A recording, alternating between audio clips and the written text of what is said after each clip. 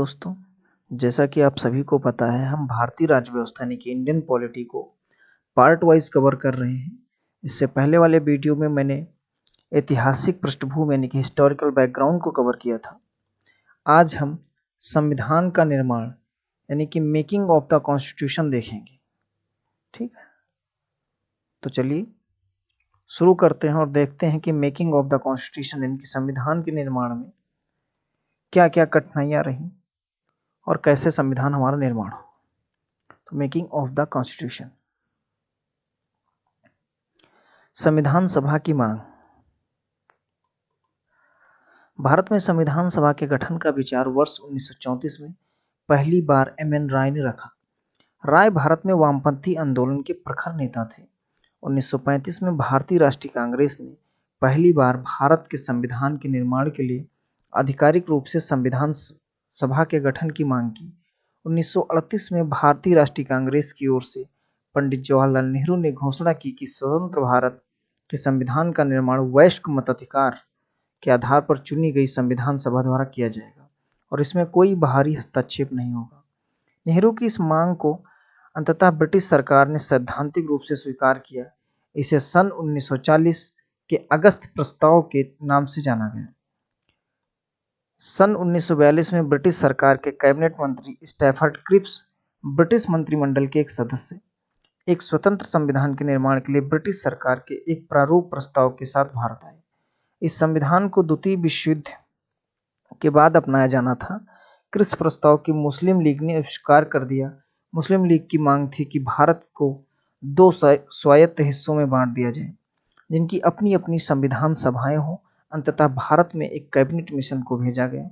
इस मिशन ने दो संविधान सभाओं की मांग को ठुकरा दिया, लेकिन उसने ऐसी संविधान सभा के निर्माण की योजना सामने रखी जिसे मुस्लिम लीग को काफी हद तक संतुष्ट कर दिया। संविधान सभा का गठन। कैबिनेट मिशन योजना द्वारा सुझाए गए प्रस्तावों के तहत नवंबर 1946 में संविधान सभा का गठन हुआ। योजना की विशेषताएं कुछ इस प्रकार थीं। संविधान सभा की कुल सदस्य संख्या 389 थी। इसमें 296 सीटें ब्रिटिश भारत और 93 सीटें देसी रियासतों की आवंटित की जानी थी। ब्रिटिश भारत को आवंटित की गई 296 सीटों में से 292 सदस्य का चयन और 11 गवर्नरों के प्रांतों और 4 चयन मुख्य आयुक्तों के प्रांतों प्रत्येक में से एक को किया जाना था। हर प्रांत व देसी रियासत अथवा छोटे राज्यों के मामले में राज्यों के समूह को उनकी जनसंख्या के अनुपात में सीटें आवंटित की जानी थी। मोटे तौर पर कहा जाए तो प्रत्येक 10 लाख लोगों पर एक सीट आवंटित की जानी थी। प्रत्येक ब्रिटिश प्रांत को आवंटित की गई सीटों का निर्धारण 3 प्रमुख समुदायों के बीच उनकी जनसंख्या के अनुपात में किया जाना था। ये 3 समुदाय थे: मुस्लिम, सिख, सामान्य। मुस्लिम और सिख को छोड़कर प्रत्येक समुदाय के प्रतिनिधियों का चुनाव प्रांतीय असेंबली में उस समुदाय के सदस्यों द्वारा किया जाना था और एकल संक्रमणीय मत के माध्यम से समानुपातिक प्रतिनिधित्व तरीके से मतदान किया जाना था। देसी रियासतों के प्रतिनिधियों का चयन रियासतों के प्रमुख द्वारा किया जाना था। अतः यह स्पष्ट था कि संविधान सभा आंशिक रूप से चुनी हुई और आंशिक रूप से नामांकित निकाय थी। इसके अलावा सदस्यों का चयन अप्रत्यक्ष रूप से प्रांतीय व्यवस्थापिका के सदस्यों द्वारा किया जाना था, जिनका चुनाव एक सीमित मताधिकार के आधार पर किया गया था। संविधान सभा के लिए चुनाव जुलाई अगस्त 1946 में हुआ। ब्रिटिश भारत के लिए आवंटित 296 सीटों हेतु इस चुनाव में भारतीय राष्ट्रीय कांग्रेस को 208, मुस्लिम लीग को 73 तथा छोटे समूह स्वतंत्र सदस्यों को 15 सीटें मिली।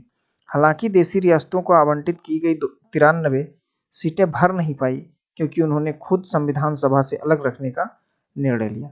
यद्यपि संविधान सभा का चुनाव भारत के वयस्क मतदाताओं द्वारा प्रत्यक्ष रूप से नहीं हुआ, तथापि इसके प्रत्येक समुदाय हिंदू, मुस्लिम, सिख, पारसी, आंग्ल भारतीय, भारतीय ईसाई, अनुसूचित जाति, अनुसूचित जनजाति के प्रतिनिधियों को जगह मिली। इनमें महिलाएं भी शामिल थीं। महात्मा गांधी के अपवाद को छोड़ दें तो सभा में उस समय भारत की सभी बड़ी हस्तियां शामिल थीं। संविधान सभा की कार्यप्रणाली। संविधान सभा की पहली बैठक 9 दिसंबर 1946 को हुई। मुस्लिम लीग ने बैठक का बहिष्कार किया और अलग पाकिस्तान की मांग पर बल दिया, इसलिए बैठक को में केवल 211 सदस्यों ने हिस्सा लिया। फ्रांस की तरह इस सभा को सबसे वरिष्ठ सदस्य डॉक्टर सच्चिदानंद सिन्हा को सभा का अस्थायी अध्यक्ष चुना गया। बाद में डॉक्टर राजेंद्र प्रसाद संविधान सभा के अध्यक्ष निर्वाचित हुए। उसी प्रकार डॉक्टर एच.सी. मुखर्जी तथा बी.टी.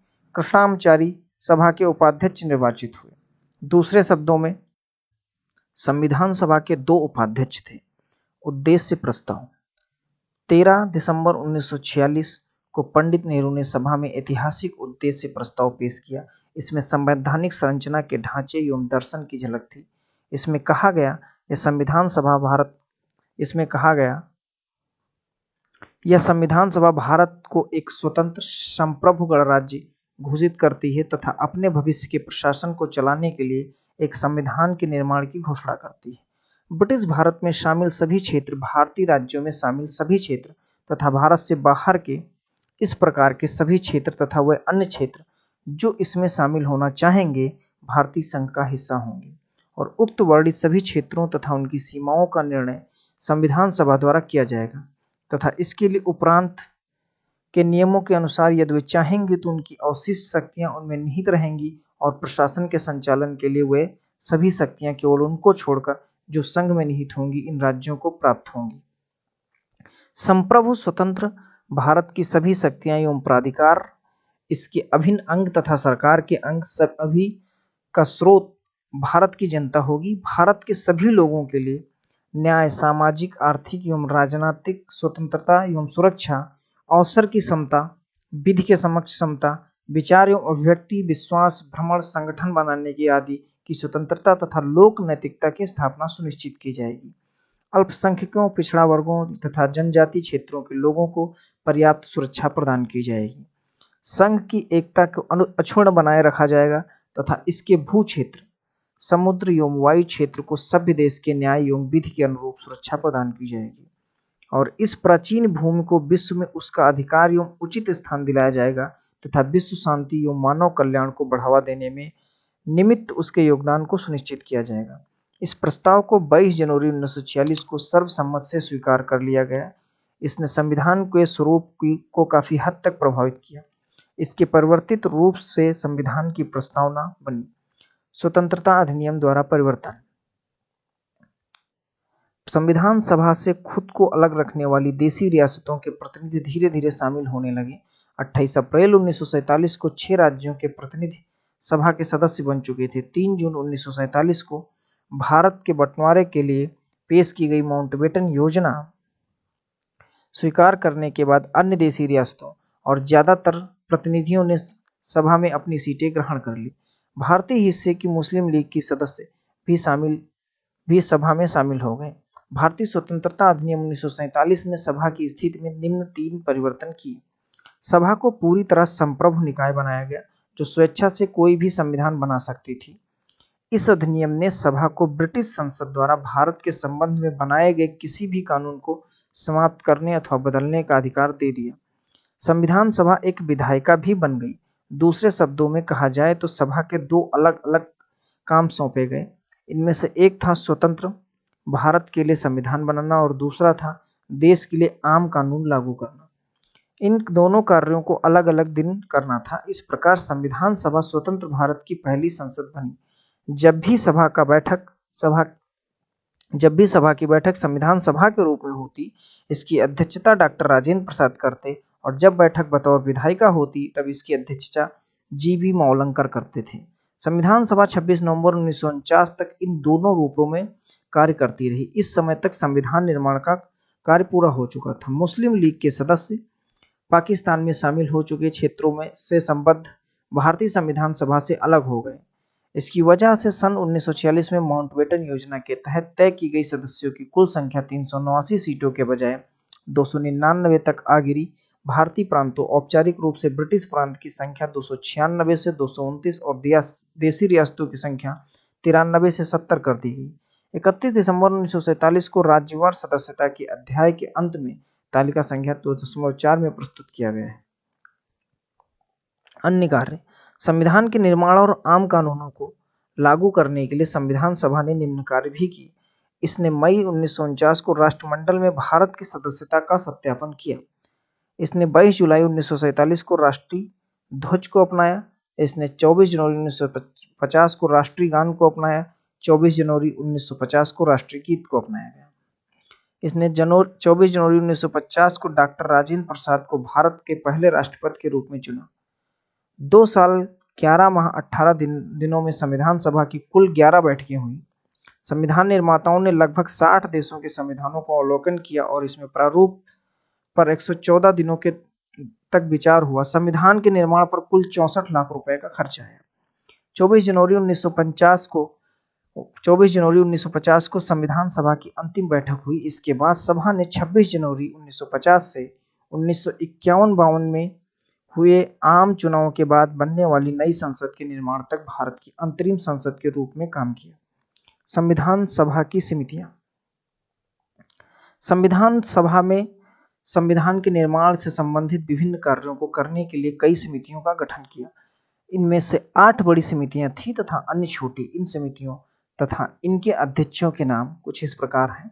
जो बड़ी समितियां थीं उसमें से नंबर 1 है संघ शक्ति समूह समिति, जिसके अध्यक्ष थे जवाहरलाल नेहरू। संघीय संविधान समिति जवाहरलाल नेहरू। प्रांतीय संविधान समिति सरदार पटेल। प्रारूप समिति डॉक्टर BR अम्बेडकर। मौलिक अधिकारों, अल्पसंख्यकों एवं जनजातियों तथा बहिष्कृत क्षेत्रों के लिए सलाहकार समिति। परामर्शदाता समिति सरदार पटेल। इस समिति के अंतर्गत निम्नलिखित 5 उप समितियां थी। मौलिक अधिकार उप समिति JB कृपलानी। अल्पसंख्यक उप समिति HC मुखर्जी। उत्तर पूर्व सीमांत जनजातीय क्षेत्र असम को छोड़कर तथा आंशिक रूप से छोड़े गए क्षेत्र के लिए उप समिति गोपीनाथ बरदोई। छोड़े गए एवं आंशिक रूप से छोड़े गए क्षेत्रों असम में सिंचित क्षेत्रों के अलावा के लिए उप समिति AV ठक्कर। उत्तर पश्चिम फ्रंटियर जनजाति क्षेत्र उप समिति प्रक्रिया नियम समिति डॉक्टर राजेंद्र प्रसाद। राज्यों के लिए समिति राज्यों के समझौता करने वाली जवाहरलाल नेहरू। संचालन समिति डॉक्टर राजेंद्र प्रसाद। छोटी समितियां कुछ इस प्रकार थी। वित्त एवं कर्मचारी स्टाफ समिति डॉक्टर राजेंद्र प्रसाद। प्रत्यायक क्रेडेंशियल समिति अलादि कृष्णा स्वामी अय्यर। सदन समिति B पट्टाभी सीतारमैया। कार्य संचालन समिति डॉक्टर KM मुंशी। राष्ट्रीय ध्वज संबंधी तदर्थ समिति डॉक्टर राजेंद्र प्रसाद। संविधान सभा के कार्यों के लिए समिति GV मौलंकर। सर्वोच्च न्यायालय के लिए तदर्थ समिति HC वरदाचारी, जो कि सभा के सदस्य नहीं थे। मुख्य आयुक्तों के प्रांतों के लिए समिति B पट्टाभी सीतारमैया। संघीय संविधान के वित्तीय प्रावधानों संबंधी समिति नलिनी रंजन कुमार सरकार, जो कि सभा के सदस्य नहीं थे। भाषाई प्रांत आयोग SK डार, जो कि सभा के सदस्य नहीं थे। प्रारूप संविधान की जांच के लिए विशेष समिति जवाहरलाल नेहरू। प्रेस दीर्घा समिति उषा नाथ सेन। नागरिक पर तदर्थ समिति S वरदाचारी। प्रारूप समिति संविधान सभा की सभी समितियों में सबसे ज्यादा महत्वपूर्ण प्रारूप समिति। इसका गठन 29 अगस्त 1947 को हुआ था। यह वह समिति थी जिसे नए संविधान का प्रारूप तैयार करने की जिम्मेदारी सौंपी गई थी। इसमें 7 सदस्य थे, जिनके नाम इस प्रकार हैं। डॉक्टर BR अम्बेडकर अध्यक्ष। N Gopalaswami Ayyangar. Alladi Krishnaswami Ayyar. Doctor KM Munshi. Syed Mohammad Saadulla. N Madhavrao, इन्होंने BL मित्र की जगह ली, जिन्होंने स्वास्थ्य कारणों से त्यागपत्र दे दिया था। TT कृष्णाचारी, इन्होंने सन 1948 में DP खेतान को मृत्यु के बाद उसकी जगह ली। विभिन्न समितियों के प्रस्तावों पर विचार करने के लिए प्रारूप समिति ने भारत के संविधान का पहला प्रारूप तैयार किया। इसे फरवरी 1948 में प्रकाशित किया गया। भारत के लोगों को इस प्रारूप पर चर्चा करने और संशोधनों का प्रस्ताव देने के लिए 8 माह का समय दिया गया। लोगों की शिकायतों, आलोचनाओं और सुझावों के परिप्रेक्ष्य में प्रारूप समिति ने दूसरा प्रारूप तैयार किया, जिसे अक्टूबर 1948 में प्रकाशित किया गया। प्रारूप समिति ने अपना प्रारूप तैयार करने में 6 माह से भी कम का समय लिया। इस दौरान उसकी कुल 141 बैठकें हुई। संविधान का प्रभाव में आना। डॉक्टर BR अम्बेडकर ने सभा में 4 नवंबर 1948 को संविधान का अंतिम प्रारूप पेश किया। इस बार संविधान पहली बार पढ़ा गया। सभा ने इस पर 5 दिन 9 नवंबर 1949 तक आम चर्चा हुई। संविधान पर दूसरी बार 15 नवंबर 1948 से विचार होना शुरू हुआ। इसमें संविधान पर खंडवार विचार किया गया। यह कार्य 17 अक्टूबर 1949 तक चला। इस अवधि में कम से कम 7,653 संशोधन प्रस्ताव आए, जिनमें से वास्तव में 2,473 पर ही सभा में चर्चा हुई। संविधान पर तीसरी बार 14 नवंबर 1949 से विचार होने शुरू हुआ। Doctor B.R. अम्बेडकर ने the constitution as settled by the assembly be passed प्रस्ताव पेश किया। संविधान के प्रारूप पर पेश इस प्रस्ताव को 26 नवंबर 1949 को पारित घोषित कर दिया गया और इस पर अध्यक्ष व सदस्यों के हस्ताक्षर लिए गए। सभा के कुल 299 सदस्यों में से उस दिन के केवल 284 सदस्य उपस्थित थे, जिन्होंने संविधान पर हस्ताक्षर किए। संविधान की प्रस्तावना में 26 नवंबर 1949 का उल्लेख उस दिन के रूप में किया गया है जिस दिन भारत के लोगों ने सभा में संविधान को अपनाया, लागू किया एवं स्वयं को संविधान सौंपा। 26 नवंबर 1949 को अपनाए गए संविधान में प्रस्तावना 395 अनुच्छेद और 8 अनुसूचियां थी। प्रस्तावना को पूरे संविधान को लागू करने के बाद लागू किया गया। नए विधि मंत्री डॉक्टर B.R. अम्बेडकर ने सभा में संविधान के प्रारूप को रखा। उन्होंने सभा के कार्यकलापों में बढ़ चढ़कर हिस्सा लिया। उन्हें वर्तमान तर्कसंगत व प्रभावशाली दलीलों के लिए जाना जाता था। उन्हें भारत के संविधान के पिता के रूप में भी जाना जाता है।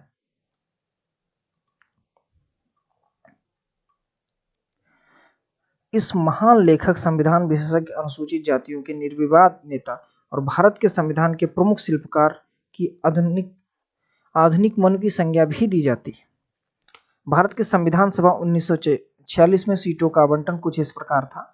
ब्रिटिश भारतीय प्रांत 11 सीटें थी, 292। देशी रियासतें भारतीय राज्य 93 सीटें और मुख्य आयुक्त के प्रांत 4 थे, जिसमें 4 सीटें। कुल सीटें थी 389। संविधान सभा के लिए हुए चुनाव के परिणाम कुछ इस प्रकार थे। जुलाई अगस्त 1946 कांग्रेस को 208 सीटें मिली थी और मुस्लिम लीग को 73, यूनियनिस्ट पार्टी 1, यूनियनिस्ट मुस्लिम 1, यूनियनिस्ट शेड्यूल कास्ट 1, कृषक प्रजा party 1, schedule caste federation 1, Sikh non Congress 1, communist party 1, independent स्वतंत्र कैंडिडेट जो थे वो 8 सीटें, टोटल 296। संविधान सभा 1946 में समुदाय आधारित प्रतिनिधित्व जो था कुछ इस प्रकार था। इसमें हिंदू समुदाय के 163, मुस्लिम 80, अनुसूचित जाति 31, भारतीय ईसाई 6, पिछड़ी जनजातियां 6, सिख 4, एग्लो इंडियन 3, पारसी 3, कुल 296। आगे है संविधान का प्रवर्तन।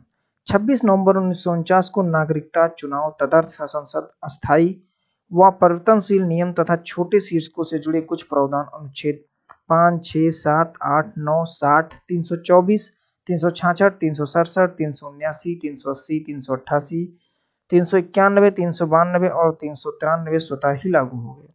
संविधान के शेष प्रावधान 26 जनवरी 1950 को लागू हुए। इस दिन को संविधान की शुरुआत के दिन के रूप में देखा जाता है और इसे गणतंत्र दिवस के रूप में मनाया जाता है। इस दिन को संविधान की शुरुआत के रूप में इसलिए चुना गया क्योंकि इसका अपना ऐतिहासिक महत्व है। इसी दिन 1930 में भारतीय राष्ट्रीय कांग्रेस के लाहौर अधिवेशन 1929 में पारित हुए संकल्प के आधार पर पूर्ण स्वराज दिवस मनाया गया।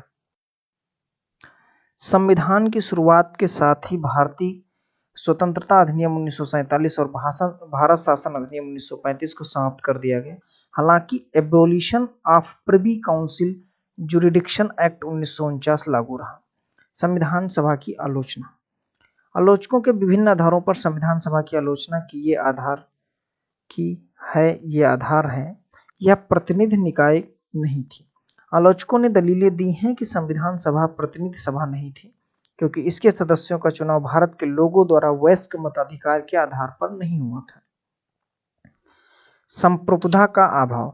आलोचकों का कहना है कि संविधान सभा एक संप्रभु निकाय नहीं थी क्योंकि इसका निर्माण ब्रिटिश सरकार के प्रस्तावों के आधार पर हुआ। यह भी कहा जाता है कि संविधान सभा अपनी बैठकों से पहले ब्रिटिश सरकार से इजाजत लेती थी। समय की बर्बादी। आलोचकों के अनुसार संविधान सभा के इसमें निर्माण में जरूरत से ज्यादा समय ले लिया गया। उन्होंने कहा कि अमेरिका के संविधान निर्माताओं ने मात्र 4 माह में अपना काम पूरा कर लिया था। निराजुद्दीन अहमद संविधान सभा के सदस्य ने इसके लिए अपनी अवमानना दर्शाने के लिए प्रारूप समिति हेतु एक नया नाम गढ़ा। उन्होंने इसे अपवहन समिति कहा। कांग्रेस का प्रभुत्व।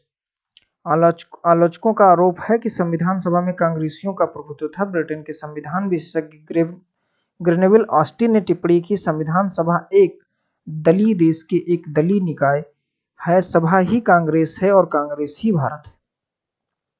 वकीलों और राजनीतिज्ञों का प्रभुत्व। यह भी कहा गया है कि संविधान सभा में वकीलों और नेताओं का बोलबाला था। उन्होंने कहा कि समाज के अन्य वर्गों को पर्याप्त प्रतिनिधित्व नहीं मिला। उनके अनुसार संविधान के आकार और उसकी जटिल भाषा के पीछे भी यही मुख्य कारण था। हिंदुओं का प्रभुत्व। कुछ आलोचकों के अनुसार संविधान सभा में हिंदुओं का वर्चस्व था। लॉर्ड विंस्कटाउन ने इसे हिंदुओं का निकाय कहा। इसी प्रकार विंस्टन चर्चिल ने टिप्पणी की थी, संविधान सभा ने भारत के केवल एक बड़े समुदाय का प्रतिनिधित्व किया। भारत के संविधान सभा में 31 दिसंबर 1947 को राज्यवार सदस्यता जो थी कुछ इस प्रकार थी: मद्रास 49, बॉम्बे 21, पश्चिम बंगाल 19, संयुक्त प्रांत 55, पूर्वी पंजाब 12, बिहार 36, मध्य प्रांत एवं बरार 17, असम 8, उड़ीसा 9, दिल्ली 1, अजमेर मेरवाड़ 1 और कुर्ग 1। जो रियासतें थे तो उसमें से अलवर 1, बरोड़ा 3, भोपाल 1, बीकानेर 1, कोचीन 1, ग्वालियर 4, इंदौर 1, जयपुर 3, जोधपुर 2, कोल्हापुर 1, कोटा 1, मयूरभंज 1, मैसूर 7, पटियाला 2, रेवा 2, त्रावणकोर 6, उदयपुर 2, सिक्किम एवं बरार कुर्ग समूह 1, त्रिपुरा मणिपुर एवं खासी राज्य समूह 1, उत्तर प्रदेश राज्य समूह 1, पूर्व राज्य समूह 3, मध्य भारत राज्य समूह बुंदेलखंड और मालवा सहित 3, पश्चिम भारत राज्य समूह 6, गुजरात राज्य समूह 2, दक्कन एवं मद्रास राज्य समूह 2, पंजाब राज्य समूह 3, पूर्वी राज्य समूह 1, 4, पूर्व राज्य समूह 2, 1, 3 और शेष राज्य जो थे वो 4, कुल 299। संविधान सभा के सत्र एक नज़र में: पहला सत्र 9 से 23 दिसंबर 1946, दूसरा सत्र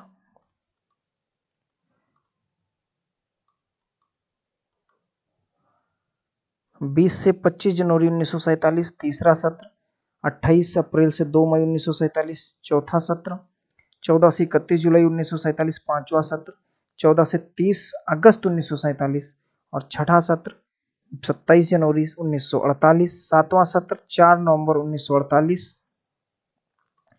से 8 जनवरी 1949, आठवां सत्र 16 मई से 16 जून 1949, नौवां सत्र 30 जुलाई से 18 सितंबर 1949, 10वां सत्र 6 से 17 अक्टूबर 1949, 11वां सत्र 14 से 26 नवंबर 1949। सभा 24 जनवरी 1950 को पुनः बैठी, जबकि सदस्यों ने भारत के संविधान पर अपने हस्ताक्षर किए। आवश्यक तथ्य कुछ है इस प्रकार है: संविधान सभा द्वारा हाथी के प्रतीक के रूप में अपनाया गया।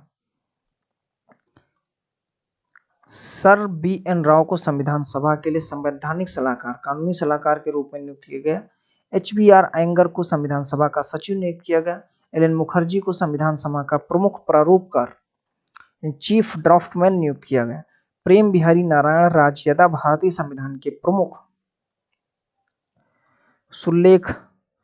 सुलेखक कैलीग्राफर थे। मूल संविधान का प्रवाहमय इटैलिक शैली में उनके द्वारा हस्तलिखित किया गया। मूल संस्करण का सौंदर्यीकरण और सजावट शांति निकेतन के कलाकारों ने किया, जिनमें नंदलाल बोस और बिहाउर राम मनोहर सिन्हा शामिल थे।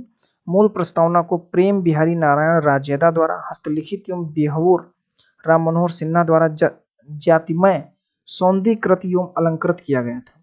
मूल संविधान के हिंदी संस्करण का सुलेखन वसंत कृष्ण वैद्य द्वारा किया गया, जिसे नंदलाल बोस ने सुंदर ढंग से अलंकृत एवं जातिमय किया।